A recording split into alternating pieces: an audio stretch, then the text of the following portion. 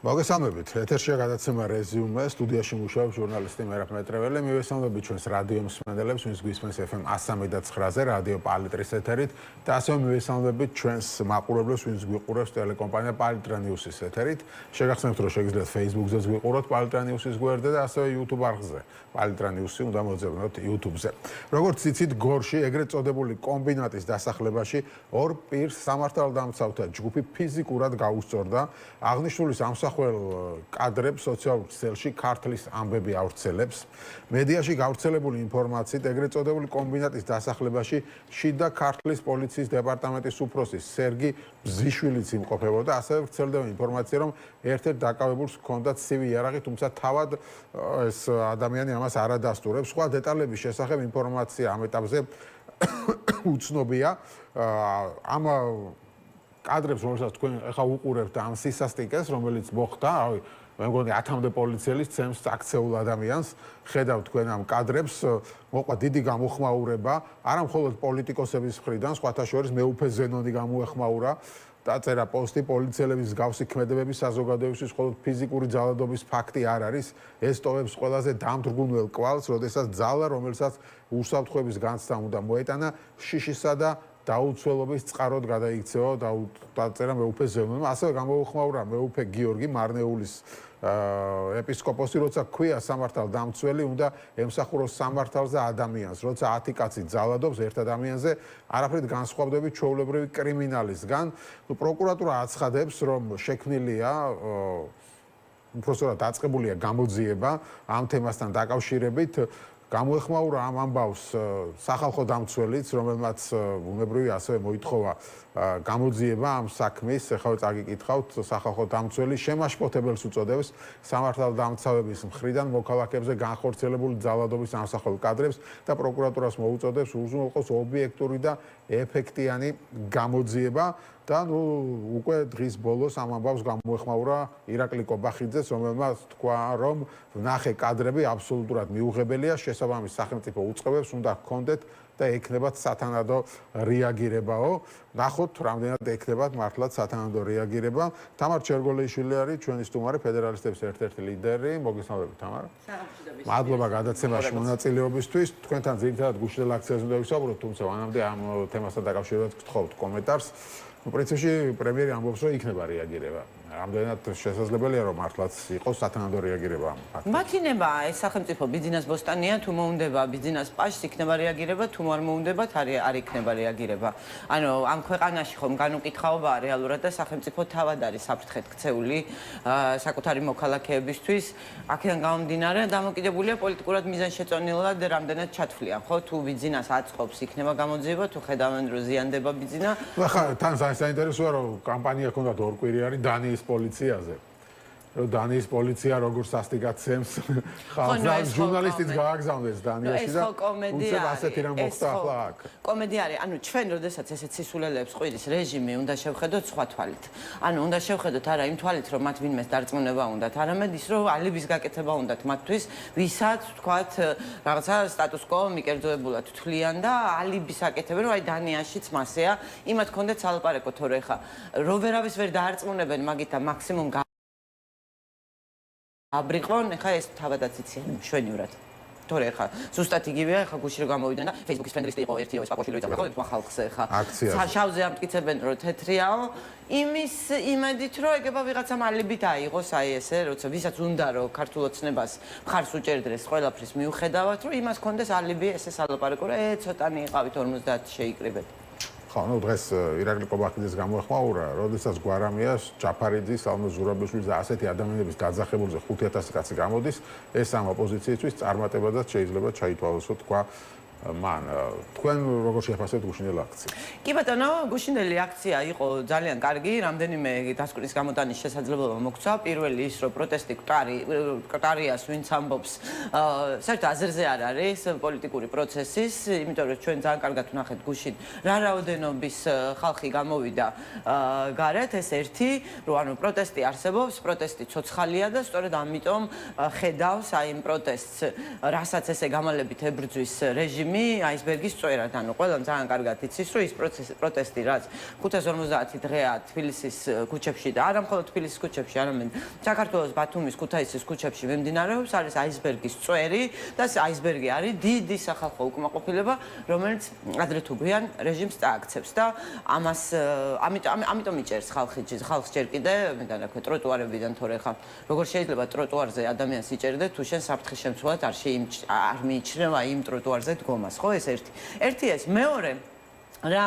დასკვნაც უნდა გამოვიტანოთ არის ის რომ იმის გამო რომ ეს ალიანსის მოწოდებაზე გაკეთებული აქცია რეალურად არანაირად არ მგონია რომ ის ხალხი ვინც გამოვიდა მაინც ალიანსის მხარდამჭერია ან ასე შემდეგ მაგრამ ალიანსის მოწოდებით გამოვიდა ხო ერთი დასკვნის გაკეთების შესაძლებლობას გვაძლევს რომ არაღიარების პოლიტიკას ემხრობა ეს ხალხი ანუ ჩვენ ხო რა გვაერთიანებს ალიანსში მყოფ პარტიებს ერთადერთი რამაც გაგვაერთიანა და რასაც უერთგულეთ ბოლომდე და რის საფუძველზე შეიქმნა მე ალიანსი არის ბოიკოტი ანუ ეს რვიანი რის საიდანაც მე ალიანსი აღმოცენდა ხო რეალურად თვითმმართველობის არჩევნებად წოდებული ფარსის ბოიკოტის გარშემო შეიქმნა ხო და მას მე მოყვება ანუ ჩვენ ხო არ არის რომ რვიანის ფორმატშიც ხო ვატარებდით აქციებს მაშინაც გამოდიოდა ბევრი ხალხი და ეს არ ხდებოდა მანამდე ხო ანუ ოპოზიციას ხალხი იქამდე არ მიყვებოდა და იძახებდა ოპოზიცია ხალხი არ გამოდიოდა ხო ამაშიც იყო მე მთელი ანუ კრიტიკა ოპოზიციის რომ მობილიზაციას ვერ ახერხებს თავისი ამორჩევლის 1%-საც კი მეც ვიყავი ამ კრიტიკის ავტორი და მიხარია რომ ეხა ესე შემოვატრიალეთ ამბავი ხო? იმიტომ რომ რა გავაკეთეთ ერთად, რაც ხალხს მოეწონა, ერთად გავაკეთეთ ის რომ უერთგულეთ ჩვენ სიტყვას და თანმიმდევრულად გავუყევით არაღიარების პოლიტიკას. ანუ ჩვენ უნდა მივიღოთ ეს გაკვეთილად, რომ არაღიარების პოლიტიკა არის სწორი, ამაში ჩვენ ხალხი მოყვება და ამ პოლიტიკით გავაგრძელოთ რეჟიმისთვის ძირის გამოთხრა. მესამე რა დასკვნის გაკეთების შესაძლებლობაც მომცა. მართალია ეს ხალხი ამ ხალხს ვინც გამოვიდა, ნამდვილად ვერ ვიტყვი რომ ჩვენი მაინდა-მაინც ალიანსის მხარდამჭერია, საქართველოს დამოუკიდებლობის მხარდამჭერია და საქართველოს დამოუკიდებლობის დღეზე გამოვიდა, მაგრამ გამოჩნდა დაკვეთა, რომ პოლიტიკურ ალტერნატივაზე დიდი დაკვეთა არსებობს და ეს დაკვეთა ჩვენ უნდა მივიღოთ გამოწვევად და მთელი ზაფხული რეალურად ჩვენ ვაპირებთ, რომ ვიყოთ ეროვნულ კამპანიაში, ფაქტობრივად საარჩევნო კამპანიაში, ოღონდ არაღიარების მიმართულებით, იმიტომ რომ ყველა სახში შევიდეთ და ყველანაირად სახში შესვლაში, ფიზიკურად სახში შესვლას არ გულისხმობ. ან მეთქე რა ქვია, ონლაინ შევიდეთ მის ტელეფონში ან სახლში მივიდეთ. ანუ აი ჩვენ უნდა რეალურად მთელი ქვეყნის გარშემო მასშტაბით გავაკეთოთ წინააღმდეგობის ქსელი და ამას სჭირდება ინტენსიური კამპანია და ჩვენ აი 26 მაისის მომზადების წინაც დავინახეთ რამხელა შიმშილია კარგი კამპანიის ხალხში და მთელი ზაფხული ვიქნებით აი ამით დაკავებული დაანონსდა კიდეც გუშინ და სექტემბერში მე დავითვლით შემოდგომაზე დავითვლით მე წიწილებს ამ კამპანიის შედეგს. არ ვიცი შეიძლება იყოს შეიძლება არც იყოს ახლა ამას ჩამოყალიბებული არა. ასეთი ინფორმაცია მქონდა რომ 20 იმის შეიძლება გეგმავ. მე არაფერი გავსი არ არის ჯერ გადაწყვეტილი ალიანსის ფარგლებში ეს ყველაფერი არ განხილულა რაც არის გადაწყვეტილი არის მთელი ზაფხულის განმავლობაში ინტენსიური კამპანია არამხოლოდ პოლიტიკური სპექტრის მონაწილეობით არამედ იმ სამოქალაქო ჯგუფების რომლებიც ასევე ჩართულები შუალედი არ იქნება თქვენი აზრით მე არ მგონია ხა როცა 31 მარტს გამოვაცხადეთ ეს აქცია 26 მაისის ხო და შევხედავთ ეხლა ძალიან ბევრი რამე სპონტანურად ხდება ხო ამ ქვეყანაში და ჩემი აზრით ჩვენ გვჭირდება ეხლა შეხვედრები პატარ-პატარა ჯგუფებთან გალვანიზაცია იმ ხალხის რომლებიც რეგიონებში ანუ ჩვენ ხო გვინდა რომ მთელი ქვეყნის მასშტაბით გაიშალოს ხო წინა მეგობა ერთ დღეს და ამას სჭირდება მომზადება და ამაზე უნდა ვიმუშაოთ და ბევრი ვართ უკვე იმისთვის რომ ძალიან ესეთი შთამბეჭდავი კამპანია გავაკეთოთ და ამისთვის ვემზადებით ივნისიდან დავიწყებთ უკვე აქტიურ კამპანიას და ძალიან მომწონს ეს იმიტომ რომ ისე მინდის ყველაფერი როგორც მიმაჩნდა რომ სწორია და მიხარია რომ აი ხა აი ამ რაღაცა თანხმობის წერტილში ვართ. ხო, ნუ თქვენ ახსენეთ ბოიკოტი და ამას გამოყვა ხალხიო, მაგრამ მას მე რაც დაიწყო ის უკვე არჩევნებზე საუბარი, ხო, რომ მაინც ერთ-ერთი გზა არჩევნებია, ასე შემდეგ იქ საუნდრეს ურაბიშვილმაც ეს თქვა, პრინციპში ხო ალიანსის რამდენიმე არსენია, ხო, ალიანსის რამდენიმე ლიდერმაც ამაზე რომ არჩევნები, ნუ ის პარტიები, რომლებიც მანამდე ემხრობოდნენ, ხო, იგივე ადგილობრივ არჩევნებს, ისინი უკვე ნიშით მოგებით გელაპარაკებიან, თქვენ რომ ხო, ამბობთ თუ არჩევნები და კარგია რომ ეხა ამ აზრზე გადმოხვედით თქვენ და ზოგიერთ იმას ამბობს რომ ბოიკოტიც არასწორი იყო და ანუ არ გამოდის ქუჩიდან არაფერი და სწორედ არჩევნებში ყველა არჩევნებში უნდა მიიღო მონაწილეობა. ამ ხრივ როგორი იქნება? კი ბატონო, ეს არასოდეს დღიდან ისა რა ქვია პროტესტის დაწყებისა ჩვენი ერთადერთი მოთხოვნა იყო თავისუფალი არჩევნები. რასაკვირველია არჩევნები არის რეჟიმის შეცვლის ერთადერთი სწორი გზა, იმიტომ რომ არჩევნები არის გზა, რომ შენ ადამიანმა ხმა მოგცეს და ჩვენ ვებრძვით იმისთვის, რომ მანდატი ჩვენ კი არ დავითრიოთ, მანდატი დაუბრუნოთ ქართულ ხალხს, რომელიც ჩვენ მოგვანიჭებს მას შემდეგ უკვე თავისუფალ არჩევნებში. თავისუფალი არჩევნების მიღწევა ამოცანა ხო? მე არა ვარ არც ხაზარაძე და ვერ ვიკადრებ მაგას და არც სხვა პოლიტიკოსი, რომელსაც შეუძლია მოქალაქეებს დაპირდეს, რომ მის ხმებს დაიცავს და მე რო ვერ დაიცავს, ატირდეს, რომ გვერდზე დამიდექით ახლა გამოდით, იმიტომ რომ თქვენი ხმა ვერ დავიცავთ. ჩვენ გვჭირდება შევიდეთ ისეთ არჩევნებში, მით უმეტეს ამდენი იმედგაცრუების შემდეგ საქართველოს მოქალაქეების, სადაც ხმებს დავიცავთ. ორი გზა არსებობს ასეთი არჩევნების. ერთი, სადაც წესები მოქმედებს, სადაც გასაჩივრება შესაძლებელია, სადაც კამპანიის ნორმალურად ჩატარება შესაძლებელია. ანუ ერთი არის სამართლიანი წესებით ჩატარებული არჩევნები და ჩვენ დავდეთ რა მიგვაჩნია ალიანსის ფარგლებში ესეთ სამართლიან არჩევნებად, ხო, მაგრამ ამისი მიღწევის იმედი ჩვენ რეჟიმთან არ გაგვაჩნია. უბრალოდ მოქალაქეებმა უნდა იცოდნენ, რას ვთვლით ისეთ არჩევნებად, სადაც ჩვენ მათ ხმებს დავიცავთ. ან მეორე ვარიანტია. ბოდიშ დავასრულო როგორი არჩევნები გვინდა, ხო? ან მეორე ვარიანტია. იმხელა უპირატესობა გვაქვს, ანუ იმხელა უპირატესობა გვაქვს რეჟიმთან. როდესაც ჩვენ მას უბრალოდ წალეკვით ვემუქრებით რეალურად, საარჩევნო წალეკვით ვემუქრებით, რომელსაც ვერ გააყალბებს. აი გუშინდელი მინი მაგალითი რო ავიღოთ, ხო? დილით ვცადეთ აპარატურის შეტანა, მაშინ რა ქვია, დილით რა 3 საათი იყო, როცა მორჩა უკვე ღონისძიებები ყველაფერი ისეს, 3 საათზე ვცადეთ აპარატურის შეტანა. ვიყავით, რა ვიცი მე, 15, ხო? ანუ ოპოზიციის ლიდერები და დაახლოებული პირები. არაფერი ჩვეულებრივად გითხრეს, რომ არ შეგატანინებთ აპარატურას, აი მეგაფონები ხო გაქვთ, ხო ვკითხეთ, რომ სადაც 50,000 ადამიანს ველოდებით და მეგაფონით როგორ გავაგებინო, ანუ ხმას მიზღუდავ? ნუ არაფერი არ იმას.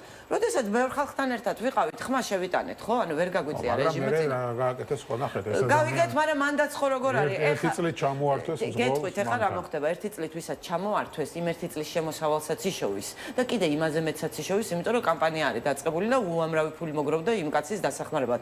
ჩვენთვის ძალიან მნიშვნელოვანია შევქნათ მაგალითი, როდესაც რეჟიმმა მისი ჭკუით დასჯამოინდომა პატიოსანი მოქალაქის, რომლისგანაც მანქანა ვიქირავეთ, ხო? და მას არჩევნებადებელი წაართვა რეალურად, რომ სხვამ არავინ გაბედოს და ამასობაში ხალხმა გააკეთა ის, რომ არც მე 20,000 გადაცდა უკვე მისთვის მოგროვებული, ანუ 1,000 ლარიანი ჯარიმა ქონდა და ამას გარდა ამ მანქანას ამუშავებდა, ხო? და ჩვენ შეგვიძლია რომ მთელი წლის ანაზღაურება მივცეთ რეალურად, რას მაგას არ ექნებოდა და შევქნათ მაგალითი, რომ ვინც წესიერად იქცევა, იმას ხალხი არ ტოვებს. იმას ხალხი გვერდში უდგას და შეიძლება იმაზე უკეთ აღმოჩნდეს საბოლოოდ, ვიდრე იყო. ხო, ეს ამნიშნულოვანია, იმიტომ რომ რეჟიმად გადაწყვიტა, რომ ამით სხვები დააშინოს. ცხადია და ეხლა ვაჩვენებთ ჩვენ რეჟიმს, რას ნიშნავს პროტესტის გვერდზე დგომა, როდესაც პროტესტს გვერდში უდგები, რომ პროტესტიც გვერდში გიდგება. კი ბატონო, და არჩევნების თემას მინდა დაუბრუნდეთ, თქვენ თქვით, რომ ორი პირობა, ხო? ან რაღაც სამართლიანი არჩევნები უნდა იყოს, ან უპირატესობა უნდა კონდეს დიდი ოპოზიციას. თუ არც ერთი იქნება და არც მეორე. არა, თუ არ არსებობს, ან ერთი იქნება, ან მეორე. ხო, მაგრამ შეიძლება არსებობს. არ არსებობს ეგეთი რაღაცა. ან ერთი იქნება, ან მეორე იქნება. იმიტომ რომ პოლიტიკოსები ვართ, იმიტომ რომ პროცესის ლიდერები ვართ და იმიტომ ასე წავიყვანთ. ხო, მაგალითად ახლა ირაკლი კობახიძეს კომენტარს დაგიკითხეთ დღეს და მისი გაგრძელება ასეთია, რომ ის ამბობს, რომ დღეს რო ჩავატაროთ არჩევნები, ოპოზიცია იმაზე ნაკლებ ხმას აიღებს, ვიდრე 2 წლის წინ აიღო. იცი ბებიას რომ ისინი კონდეს რა ქვია, ტესტიკულები კონდეს, ბაბუა იქნებოდა. სუსტად გამოიყო ოპოზიცია, თუნდაც ფინანსური თვალსაზრისით. ხო, მაშინ მეტნაკლებად ერთიანი იყო. იგივე ველო და გახარიაც რაღაც თქვენ არანაირი ერთიანობა ოპოზიციაში არ ყოფილა, რეალური ერთიანობა არსებობს დღეს, იმიტომ რომ არ არსებობს ერთიანობები პიროვნებების გარშემო, იმიტომ რომ ესეთი ერთიანობები პიროვნებების ხასიათს მიყვება. ხო, ჩვენი ერთიანობა არის სტრატეგიის და წესების გარშემო, გასაგებია ლელოს, რომელიც ახლა ხაზარაძეზეა დამოკიდებული ლელოში ყველაფერი. ხო, კუპრაძე რატო არის ლიდერი, ან გეგელია რატო არის ლიდერი? იმიტომ რომ ხაზარაძეს უნდა და ფულს იხდის მაგაში, ხო? ეხლა ხაზარაძემ რომ კუპრაძეში ფული არ გადაიხადოს, კუპრაძე ვერ იქნება ლელოში ლიდერი. შეუძლებელია, ხო? ესეთი სისტემების დრო წავიდა. ქვემოდან ზემოთ პარტიების დრო მოვიდა, სადაც ამომრჩეველი წვეთს ვის მიანიჭებს იმ ძალას ამა თუ იმ პარტიაში, რომელიც თქვა წინ იქნება პარტიაში და ასე შემდეგ. ანუ სტრატეგია პარტიაზე, შინაარსის გარშემო ერთობაზე, წესების გარშემო ერთობაზე საუბრობთ ჩვენ და ეს არის რეალური ერთობა და არა იქ რაღაცა ხაზარაძის გარშემო, მისი ეგოს საფხანად, მის გარშემო შეგროვებული ადამიანები, რომლებიც იძახიან, რომ პოლიტიკოსები არიან. არა, პოლიტიკოსი ის არის, ვისაც საკუთარი ფეხები აქვს და იქ რაღაცა ფულის ტომარა არ ყიდულობს მისთვის სიაში ადგილს. ეს ერთი. ეს არის რეალური ერთობა. არ არის უფრო სუსტად. დღეს არის ოპოზიცია უფრო ძლიერი, იმიტომ რომ ჩვენ როგორც დავინახეთ, დაბრუნებული აქვს საზოგადოების რაღაც ნაწილის ნდობა და მათ დაძახებულ დაიძახოს ლელო.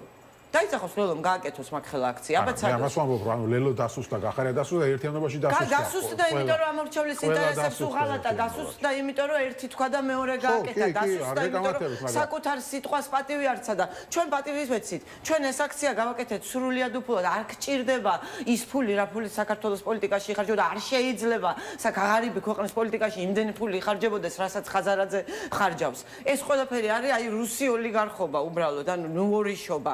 რასაც ქართულ პოლიტიკაში აკეთებენ, აი ეს ოპოზიციური ოლიგარქები, ხო? გასაგებია, მაგრამ რაში გამოადგათ, ხო, ბიძინას მეტი ფული აქვს, ამ წითელი დედოფლის რბოლაში შედიხარ. იმას შევა, გიჩო, გირა, ჟარგონს გამოვიყენებ, გირას ხოდებს მაგ ფულს და 50 მანეთით გიგებს არჩევნებს საერთოდ, იმიტომ რომ რამნიშ თუ ფულით ნაქირავებ ხალხზე არის ლაპარაკი და ფულით ნაქირავებ კოორდინატორებზე 50 ლარით მეც გადაუხდის და ისიც პატიოსანი იქნება, ვინც 40 თუ ფულშია საქმე, ვინც მეც უგიხდის იმისკენ ხარ, ხო? თუ მეტი არაფერში არ არის და მარტო ფულშია და იმისთვის რომ მეტში იყოს, ამას სჭირდება ნდობა, ამას სჭირდება საკუთარი სიტყვის დაცვა. ჩვენ ნახეთ რომ ქართველი ხალხი პატივს ცემს იმ პოლიტიკოსებს, რომლებიც საკუთარ სიტყვას იცავენ და რო დაიძახებენ, მათ დაძახებულზე გადიან. არა იმიტომ რომ მათი მხარდამჭერები არიან, არამედ იმიტომ რომ რაღაც ნდობა აქვთ გაჩენილი, რომ ეგება ამათ რაც გითხრეს ბოლომდე მიიყვანონ. იმიტომ რომ დაკვეთა არსებობს ესეთ ძალაზე, რომელიც მათ ინტერესებს მოემსახურება და არა რომელიმე ავტოკრატი ლიდერის ახირებებს. ეს არის ზუსტად სტრატეგიის საფუძველი. რო ჩვენ მამალიანშიც ყავს ლიდერი ისაც, ვისაც თქვენ ავტოკრატს ეძახით. არა, მოიცათ ერთი წუთით, ანუ ავტოკრატი რა საქციელზეა ყველაფერი. სააკაშვილი ხელს ვერ გიშლის, ჩვენ მაინც წესებით მივდივართ, ხო? როდესაც ის იძახის, რომ იცი რა არის რაღაცა, ვერავინ ვერ მომახობს თავზე წესებს, ის თვითონ აყენებს თავს ალიანსის მიღმა. და ჩვენ დავინახეთ ახლა 26 მაისის წინაც თავის პარტიას რამხელა უხერხულობები შეუქმნა, ხო? ანუ დავინახეთ ეს რეალურად, როდესაც პასუხს ვერ სცემდნენ ეგენი და რეალურად ან წესებს დაემორჩილება სახელებში და გვარებში არ არის საქმე. ხაზარაძე დაემორჩილება წესებს, იქნება ამის ნაწილი. რავიმე ვიღაცები, ვინც გვგან ჩვენ შესახებ არ არის ეს ალიანსი. ეს ალიანსი არის იმ სტრატეგიის შესახებ, არაღიარების გზის და ალტერნატივის, რეალური ალტერნატივის შესახებ, რაზეც შევთანხმდით ეს პარტიები. ამაში მონაწილეობა შეუძლია ნებისმიერს. მე მომწონს არ მომწონს, ოღონდ იმისთვის რომ ამაში მონაწილეობა მიიღოს, უნდა დაემორჩილოს წესებს. იმიტომ რომ ჩვენ კანონის უზენაესობას პირდებით ადამიანებს. თუ ჩვენ შორის ვერ უზრუნველყავით, რომ წესებზე მაღლა არავის ვაყენებთ, ხო? მაშინ ვინ უნდა დაგიჯეროს შენ საერთოდ რომ მოხვალ მაშინ არ დააყენებ და მაშინ ისევ ერთი კაცის ჭკუაზე არ ირბენ, ხო? ამიტომ ამ ყველაფერს წერტილი დაესვა, ალიანსი ამ ყველაფერს წერტილს უსვამს. ალიანსის წარმატება დამოკიდებულია იმაზე, რამდენად გაყვება თავის არჩეულ გზას და რამდენად დაიცავს იმ წესებს, რაზეც შეთანხმებული არის და მე მგონია რომ ძალიან ახლოს ვართ გამარჯვებასთან სინამდვილეში, ანუ რეჟიმი არის ძალიან გეტყვით, აი მარტივად ვიძახე, ანუ პროტესტი ხო ამდენი ხანია მიდის ხო ჯერ ეს ერთიც ის რომ საზოგადოებამ თავისი გაუტეხლობა აჩვენა 2 წელია უმძიმესი რეპრესიების ქვეშ არის პროტესტი და ჩვენ დავინახეთ რამდენი ხალხი გამოვიდა გარეთ ხო მაგრამ პროტესტმა როგორც არ უნდა დაბზაროს რეჟიმი და ჩვენ ამ ბზარებს ხედავთ ხალხო ამდენი ქოცი როძის ციხეში ბობოლა ქოცი როძის ციხეში ეს ყველაფერი ბიძინა ივანიშვილის პარანოის შედეგია წინააღმდეგობის შედეგია და იმ საერთაშორისო წნეხის შედეგია რამაც ბიძინა ივანიშვილს საკუთარ რიგებში ვირთხების ძებნა დააწყებინა ხო ვინმე სხვა ჯერა რომ ის ხალხი კორუფციისთვის არის. კორუფციას მოგინახავენ ეგრევე და კორუფცია ცხოვრების წესია მაგათი და იქამდე მიღებულია სადამდეც ბიძინას კეთილგანწყობა გაქვს, ხო? ანუ რეჟიმი დასუსტებულია ოღონდ იმისთვის, რომ პროტესტი შედეგამდე მივიდეს, პროტესტ სჭირდება პოლიტიკურ პროცესად ტრანსფორმაცია. საბოლოო ჯამში ძალაუფლების გადაცემა პოლიტიკური პროცესის ნაწილია, ხო? აი პოლიტიკურ პროცესად ტრანსფორმაციას მიეძღვნება მთელი ზაფხული. თქვენ ახსენეთ, ხო, რომ რაღაც ნაწილი გამოყვათ.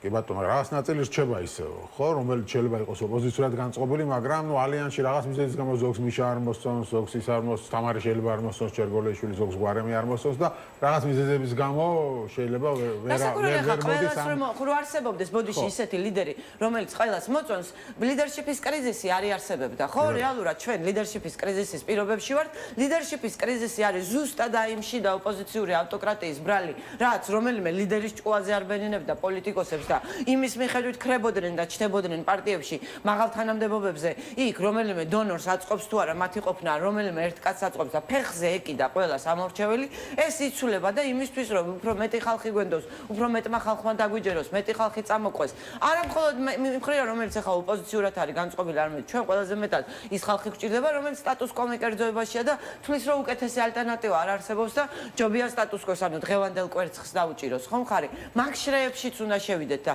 ამისთვის ჩვენ გვჭირდება ის რომ ელემენტარული სანდოობა მოვიპოვოთ მათ პრობლემებზე ვიყოთ იდენტიფიცირებას ახდენდნენ ჩვენთან ჩვენ თუ გამოდბებით ახლა პოლიტიკურ მანევრებზე ვლაპარაკობთ და არიქაბა ის შეუერთდება თუ არა ამას ანუ პოლიტიკური მანევრები არ არის შეიძლება ახლა ესე კინო დუყურო და გაინტერესებდეს ამბად მაგრამ შენ არ გეხება ხო საქართველოს მოქალაქეები უნდა გრძნობდნენ თავს პოლიტიკური პროცესის ნაწილად და ეს მოხდება მხოლოდ ერთ შემთხვევაში თუ შენ იმას დაელაპარაკები იმ საკითხებზე რაც უშუალოდ მას აწუხებს რაც მისი ცხოვრების შესახებ არის იქნება ეს მისი შვილების სკოლა იქნება ეს მისი სამსახური იქნება ეს მის მაღაზიაში პროდუქტის ფასები ანუ შენ იმისთვის რომ შენამდე მოიყვანო და დიდი იდეამდე მოიყვანო რომ ხალხო დამოუკიდებლობას კარგავთ რაც ამ ბევრს გაცნობიერებული აქვს დღეს და სწორედ ამიტომ გამოვიდა დამოუკიდებლობის დღეს ხო ჯერ იმან უნდა გაიგოს რა გდია მისთვის ამ პროცესში რამდენად შექმნილი ვითარებისადმი ადეკვატური არის ეს სლოგანი, რომელიც შემოგთავაზეთ, რომ საქართველოს მსახურებს უკეთეს. შენ დიდი ხანია გეტყვით მაგ სლოგანს.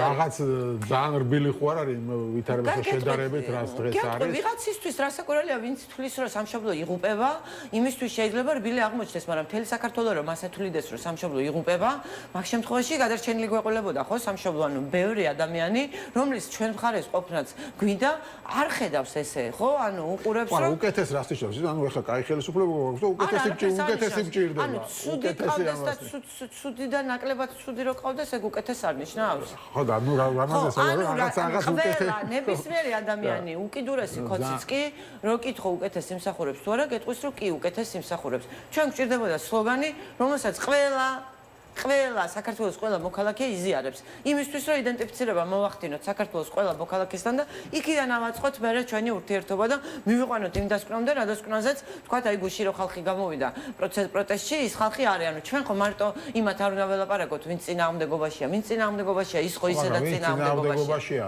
მათი ნაწილიც პროცესს ჩამოშორდა.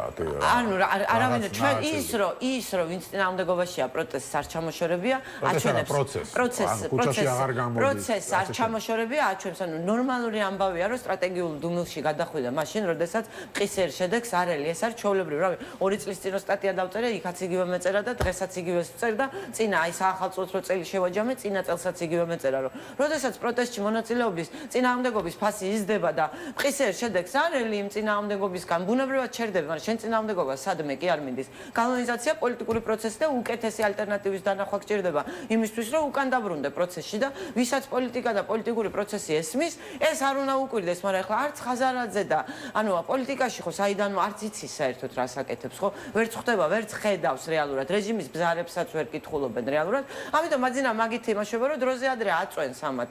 ვითომ ანუ იმაშობა ბლეფობს, რომ კარტი უჭირავს და დროზე ადრე აწვენს ამას, რომ აი ართმობს რეჟიმი და მოდი გავუყვეთ იმ პირობებს, რაც შესაძლებელია და აი ესე წააქცევს ხოლმე ოპონენტებს და ეხა ეს არ გამოვიდა, იმიტომ რომ საზოგადოების დაკვეთაა ესეთი. ჩვენ ხო თვითმმართველობის არჩევნებად წოდებულ ფარშიც დავინახეთ ახლა 700,000 კაცის ნაკლები მივიდა თვითმმართველობისა და 400,000 კაცის ნაკლები წინა თვითმმართველობის არჩევნებთან შედარებით და საპარლამენტო არჩევნებთან შედარებით 700,000 კაცი თქო ახლა ხაზარაძე თვითმმართველობად რო თქვენ რო გამოუწყეთ ბოიკოტი ანუ ჩვენ დაგვიჯერა იმ ხალხმა ჩვენ ანუ მაგას ვიძახე რომ როგორი ეგოცენტრიკები არიან რომ გონიათ რომ ქართველი ხალხი ჩემ ჭკუაზე დადის და არა პირიქით და ის კი არ აღმოჩნდა რომ ჩვენ ვიგრძენით სწორად ხალხის დაკვეთა რაზეა და ამიტომ ხალხის დაკვეთას გავყევით არა ჩვენ უნდა დავაძალოთ თურმე ხალხს ის ანუ საზარაძე კოლევებს ატარებდა სადაც თბილისის ამორჩევლის უდიდესი უმრავლესობა ეუბნებოდა რომ მაგ არჩევნებში მონაწილეობა არ მინდა უბრალოდ იმის გამო რომ არის თავკერძა ავტოკრატი გონია რომ ფულს გადაუხდის და იმ ხალხს აზრს შეუცვლის და ესე არ არის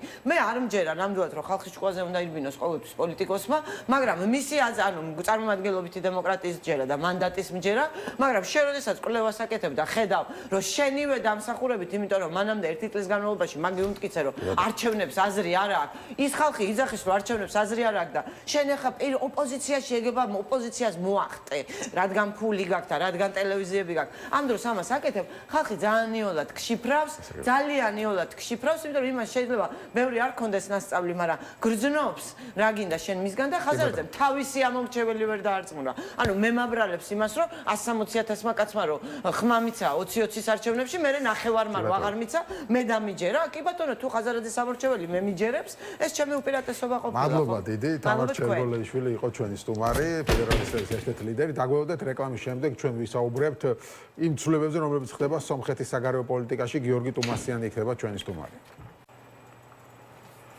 Așa ჩვენ დაბრუნდით ეთერში, გადაცემის ამ პირველ ნაწილში ვისაუბრეთ გუშინდელ აქციაზე და გადაცემის ამ ნაწილში უკვე ვისაუბრებთ ჩვენს რეგიონში მიმდინარე მოვლენებზე. იცით რომ მნიშვნელოვანი პროცესები ხდება სომხეთში, მალე არჩევნებია და გააქტიურდა ყველა მხარე, ასე ვთქვათ, რუსეთი თავისთავად გააქტიურებული იყო სულ სომხეთში და იქ პრორუსი ოლიგარქი ცდილობს ხელისუფლებაში მოსვლას. გააქტიურდა ევროკავშირიც, იცით რომ სამიტი ჩატარდა, ეხლა და გუშინ მარკო რუბიო იყო ჩასული სახელმწიფო მდივანი და გაფორმდა მნიშვნელოვანი ხელშეკრულებები სომხეთთან. რეაგირებებმა არ დააყოვნა, ბუნებრივია. რუსეთიდან მაგალითად მარია ზახაროვა ამბობს ასეთ რამეს, რუსეთმა სომხეთს აცნობა, რომ ევროკავშირში გაწევრიანების პროცესის გაგრძელების შემთხვევაში გაზის მიწოდებასთან დაკავშირებით შეთანხმებას შეაჩერებს. ანუ რუსეთი ცდილობს ეკონომიკური ზეწოლა მოახდინოს სომხეთზე, უკვე მინერალური წყლების შეტანა აკრძალა, ყვავილების იმპორტ შეუქმნა პრობლემა და ასე შემდეგ. დიმიტრი პესკოვი ამბობს, ევროკავშირის წევრობა ბევრი ქვეყნისთვის აუხდენელ ოცნებას რჩება, თუმცა საჭიროა დავფიქრდეთ, საერთოდ არის კი ეს ოცნება თურქეთის წინ მუდმივად სტაფილო უჭირავს, თუმცა ის ევროკავშირს ვერაფრით უახლოვდებაო. რაც შეეხება თვითონ სომხეთში არსებულ ვითარებას, სომხეთის პრემიერ-მინისტრის ნიკოლ ფაშინიანის განცხადებით, პროექტ ტრამპის გზა საერთაშორისო მშვიდობისა და კეთილდღეობისათვის ფარგლებში მეღრის რკინიგზის აღდგენა და სომხეთის მასშტაბით ახალი სატრანსპორტო და ინფრასტრუქტურული კავშირების შექმნა იგეგმება. ფაშინიანის თქმით, ტრამპის გზის პროექტის განხორციელების შესახებ ჩარჩო შეთანხმება საბოლოოდ მაქსიმუმ 1 თვეში გაფორმდება. გიორგი ტუმასიანი არის ჩვენი სტუმარი, ჯერ საქართველოს წევრი, მივესალმებ მას, გამარჯობა გიორგი. მადლობა გადაცემაში მონაწილეობისთვის. რამდენად რთულ ვითარებას გადის დღეს ახლა სომხეთი, ორივე მხრიდან არის ასე ვთქვათ ინტერესი. ერთი მხრიდან არის შეთავაზებები, ვთქვათ ხო, ევროკავშირის მხრიდან ამერიკა რაღაც პროექტებს თავაზობს, ევროკავშირთან დაახლოებას თავაზობს და მეორე მხრიდან რუსეთისგან არის ბუქარა, რომ აი, ცუდად წავა თქვენი საქმე ეკონომიკურად, გაზ ჩაგიჭრით, იმპორტს აგიგზავნოთ და ასე შემდეგ. რა უნდა ხდეს სომხეთმა ვითარებაში?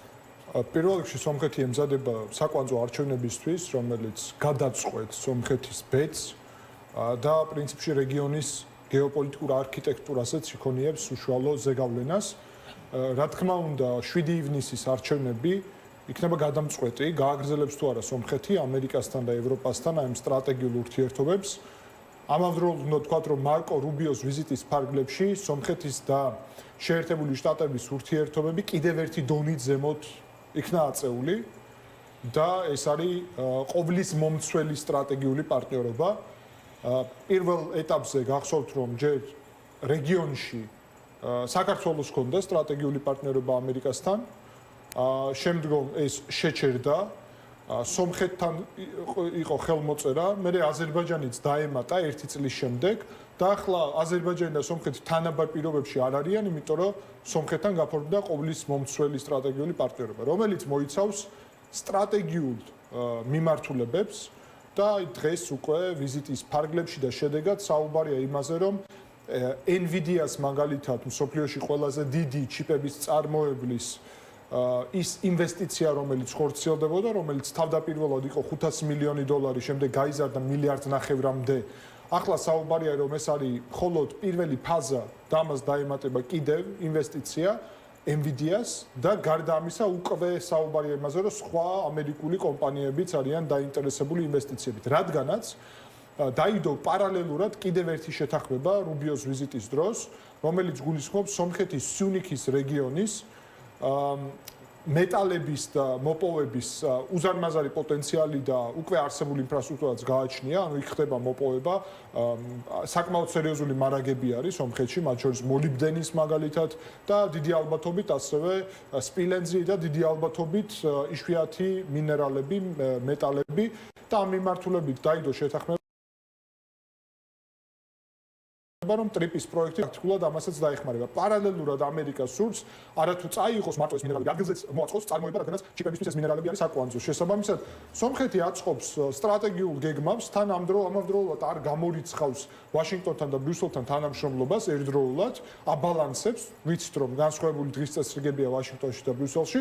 სამწუხაროდ ამ ყველაფრის ფონზე მე უნდა გავიხსენო იანვარში საგარეო საქმეთა მინისტრის მაკა ბოჭორიშვილის განცხადება დღესაც სწორედ გადავამოწმე და იქ ნახსენებია რომ საქართველო არის უალტერნატივო ხიდი ევროპასა და აზიას შორის და მე მინდა ვთქვა რომ მაკა ბოჭორიშვილი ცდება ქართული ოცნების გათვლა საგარეო პოლიტიკური ანალიზი არის მცდარი, რადგანაც სულ რამდენიმე თვის შემდეგ დღეს მაგალითად Guardian-მა გამოაქვეყნა სტატია სათაურით სომხეთი ახალი დამაკავშირებელი აღმოსავლეთსა და დასავლეთ შორის.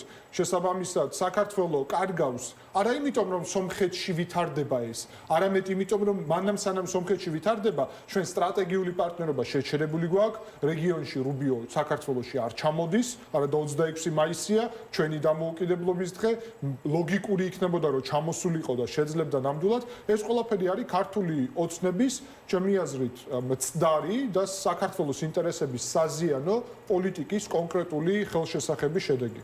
ხო, თუმცა საქართველოს ხელისუფლება საუბრობს მუდმივ ამ გადატვირთვაზე, ხო, ურთიერთობების ამერიკასთან და ამის იმედს არ კარგავს, ახლა გუშინ რაღაც მილოცვის წერილები გამოიგზავნა ტრამპისგან, რუბიოსგანაც და რაღაც იმედი აქვს, რომ ეს ურთიერთობა გადაიტვირთება, ასე ვთქვათ. რუბიოსგან გამოგზავნილ წერილში ძალიან პირდაპირ მე ამის ცალკე ანალიზი ჩავატარე და გამოვაქვეყნე კიდევ ჩემს გვერდზე Facebook-ზე.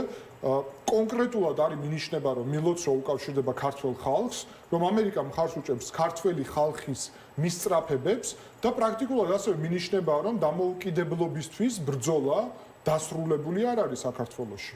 და ამით შეერთებული შტატები ადასტურებენ, რომ დიახ, დამოუკიდებლობისთვის ჩვენ ჯერ კიდევ უნდა ვიბრძოლოთ, რადგანაც დღეს პრაქტიკულად კითხვის ნიშნის ქვეშ დგას ქვეყნის დამოუკიდებლობა ქართული ოცნების პოლიტიკის შედეგად, რომელმაც პრაქტიკულად და ეს ასევე ჩვენ ვიხილეთ აღლუმზე, ანუ ღონისძიება 26 მაისის დამოუკიდებლობის ღონისძიებაზე არ იყო, ხო, სრულყოფილია აღლუმი, რომ ჩვენი შეიარაღებული ძალები რეგიონში ყველაზე სუსტია, ჩვენი შესაძლებლობები ძალიან მოწყლადია და ქართული ოცნების მიერ შემოთავაზებული ნარატივი რეალურად არის სისუსტის და გარკვეულწილად ჩაბარების ლოგიკა იმის ნაცვლად, რომ ჩვენ გვესარგებლა ამით და აგერ ხვალ სომხეთს აქვს პირველი რესპუბლიკის დღე და ექნება საკმაოდ შთამბეჭდავი აღლუმი ბოლო წლების განმავლობაში დაახლოებით 5 მილიარდი დოლარის შეძენილი იარაღის, სომხეთს აქვს ჩვენზე 10%-ით უფრო მცირე ეკონომიკა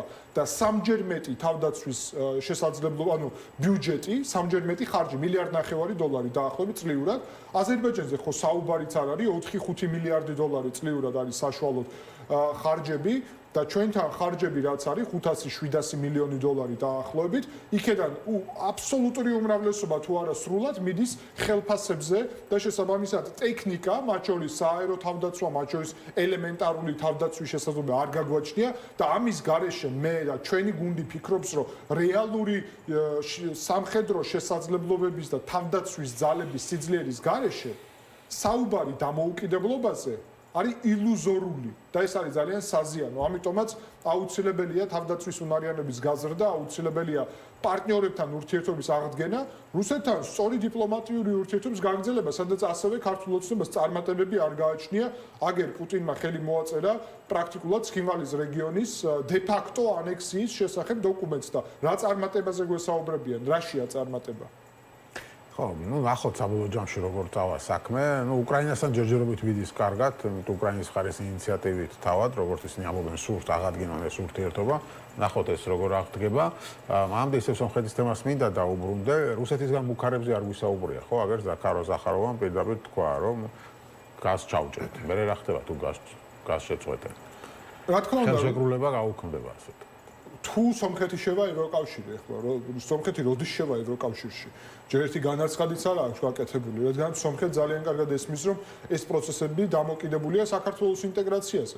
სწორედ ამიტომ რუსეთი მე არაერთხელ შენთან აქ ეთერში მithქვამს, რომ რუსეთი საქართველოს მეშვეობით ბლოკავს საქართველოს და სომხეთის ინტეგრაციას. არა, შევა არა, ნახე რუსეთმა სომხეთს აცნობა ევროკავშირში გაწევრიანების პროცესის გაგრძელების შემთხვევაში. ხო, ნუ ეს აბსტრაქტულია. ანუ იქეთ მიმართულებით თუ ივლით ეს მოხდება, ხო და ნუ უკვე მოხდა ხო რაღაცები ყვავილები დაბლოკეს და სხვა რაღაცები დაბლოკეს. რამდენად შეუძლია, მოდი ასე დავსვამ კითხვას. რამდენად შეუძლია სომხეთს, თუ რუსეთი ბლოკადაში მოაქცევს, ეკონომიკურ ბლოკადაში გაზ ჩაუჭრის ექსპორტს, გაძლოს. როგორც მაგალითად ჩვენ ხო დაგვემართა ეს 2006-ში და ასე შემდეგ და მოგვიწია მე გაზის აზერბაიჯანში შესყიდვა, აქვს ალტერნატივები სომხეთს.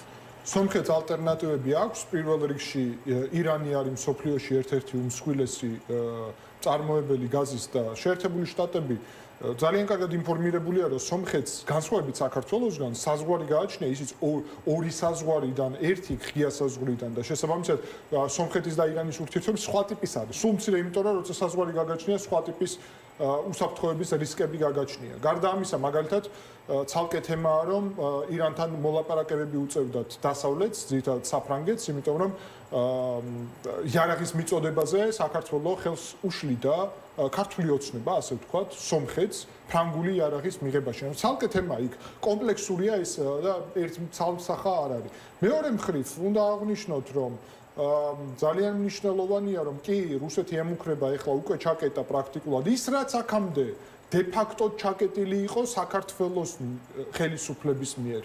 საქართველოს არაერთხელ მithქვამს, რომ ხელოვნურ ბარიერებს ქმნიდა ყვავილებზე, თევზეულზე ასე შემდეგ. ანუ რუსეთის დავალებით ქმნიდა. რა თქმა უნდა. და ეხლა უკვე რუსეთმა ოფიციალურად ჩაკეტა ყვავილები, ხილბოსტნეული, თევზეული, კონიაკი და ასე შემდეგ. გახსოვს კონიაკი რომ იყო საზღვარზე რომ იდგა და ასე შემდეგ. მთელი ამბები იყო ამაზე.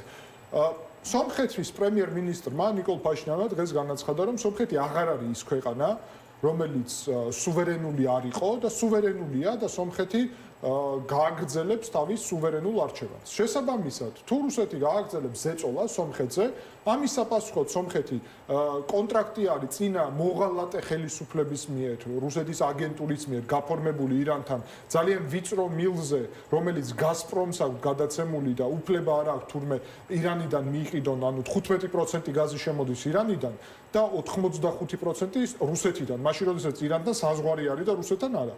ამიტომ ერთია რომ შეიძლება ირანთან ჩვეულებრივ ნორმალური მილი იყოს და ირანს ძალიან ბევრი გაზი აქვს, არც ის სად გაყიდოს, ეს ერთი ვარიანტია. მეორე არის აზერბაიჯანული გაზი, ასევე არის თურქმენული გაზი ირანის გავლით, swap კონტრაქტების ფარგლებში ეგეც ხდება.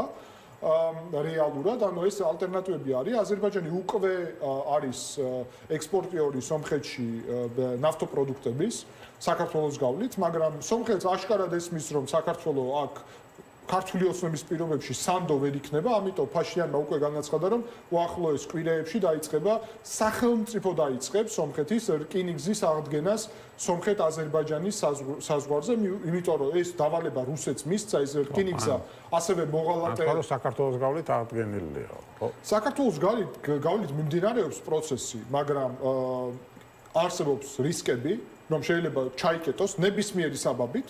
და მეორე მხრივ რუსეთი ყველანაირად აჭიანურებს პირდაპირ სომხეთ-აზერბაიჯანის რკინიგზის აღდგენას. რამდენიმე კილომეტრიანი მონაკვეთია საზღვარზე, რომელიც დაშლილია. სომხეთის რკინიგზა რუსეთს ეკუთვნის, ხო? სომხეთის რკინიგზა ეკუთვნის სომხეთს, მართვა რკინიგზის ეკუთვნის რუსეთს წინა პრორუსული აგენტურის მიერ, ეგრეთ წოდებული ხელისუფლების მიერ გადაცემული არის. შესაბამისად, ფაშინიანის ხელისუფლება განიხილავს ახლა რომ თავად სახელმწიფომ აღადგინოს, რომ სომხეთი არ იყოს დამოკიდებული მათ შორის არც ქართულ ოცნებაზე და არც რამე სხვაზე, მათ შორის რუსეთზე. თურქეთმა აგერ მოხსნა შეზღუდვები და არის ეს შესაძლებლობა თუნდაც ბაქო-თბილისი-ყარსით ექსპორტის, მაგრამ კიდევ ერთხელ აქ როცა ჩდება პროცესში ქართული ოცნება, არავინ იცის ქართული ოცნება როგორ მოიქცევა, იმიტომ რომ ყველა ხედავს, რომ ეს ბოლომდე სანდო ნამდვილად არ არის რუსეთის ტროიას ცხენის როლის ფაქტორი არსებობს. სწორედ ამიტომ სომხეთი ამას აღადგენს და პირდაპირ თურქეთის გავლით ევროპაში გავა, აზერბაიჯანის გავლით ცენტრალურ აზიაში ჩაანაცვლებს ამ ბაზრებს და კიდევ ერთი უნდა ვთქვათ, კი ბატონო, სომხეთს ექნება პირველად ზიანი. ევროკავშირი დაეხმარება ფინანსურად ამ ეს ზიანი რომ ნაწილობრივ ანაზღაურდეს და სომხეთი უბრალოდ ცვლის და მე ვფიქრობ ძალიან მნიშვნელოვანია თავისი ეკონომიკის სტრუქტურას.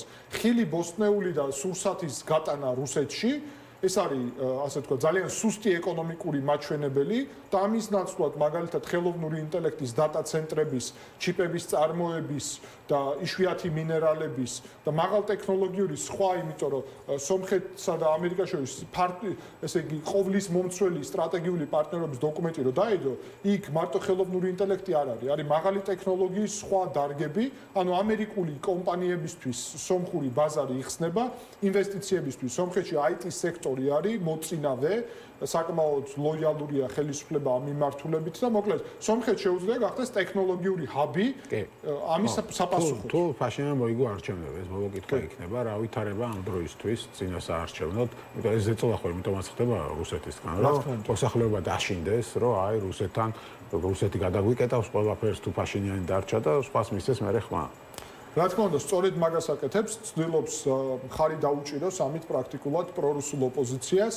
სამი ძირითადი ოპოზიციური მოთამაშე დღეს რუსი ოლიგარქი სამվել კარაპეტიანი, ყოფილი პრეზიდენტი რობერტ კოჩარიანი და კიდევ ერთი ოლიგარქი ბელარუსული გაგიკ წარუკიანი ცდილობენ ხელისუფლებაში მოსვლას ცალ-ცალკე, მაგრამ ერთად პრორუსული ნარატივებით, მათ ღიად მხარს უჭერს კრემლი და ჩვენ ბოლო დღეების განმავლობაში ვნახეთ, მათ შორის გაჟონილი დოკუმენტები, რომლის მიხედვითაც პირდაპირ საუბარია იმაზე, რომ სამվել კარაპეტიანი რუსი ოლიგარქი, რომელზეც არაერთხელ გვისაუბრია მერაბ შენთან აქ სტუდიაში და მე ვამბობდი ამას, მაგრამ ამ დოკუმენტებში ღიად წერია, რომ კარაპეტიანის მეშვეობით უნდა გავიმეოროთ ივანიშვილის სცენარი 2012 წლის და ის უნდა გახდეს სომხური ივანიშვილი. ციტატები არის ამ დოკუმენტიდან.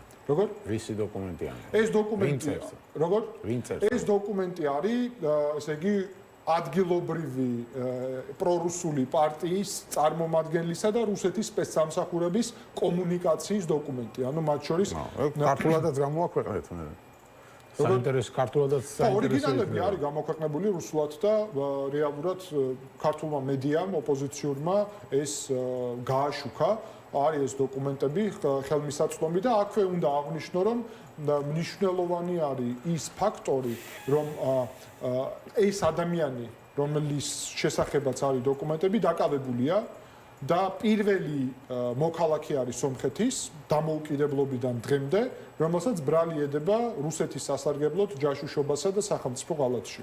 საინტერესოა, როდის არის არჩევნები ზუსტად? 7 ივნისს. 7 ივნისს, ძალიან მალე. მადლობა დიდი გადაცემაში სტუმრობისთვის. გიორგი ტუმასიანი იყო ჩვენი სტუმარი, ჯერ საქართველოს ერთ-ერთი ლიდერი. ჩვენ საუბრობდით სომხეთში მიმდინარე პროცესებზე. მადლობა ყურადღებისთვის.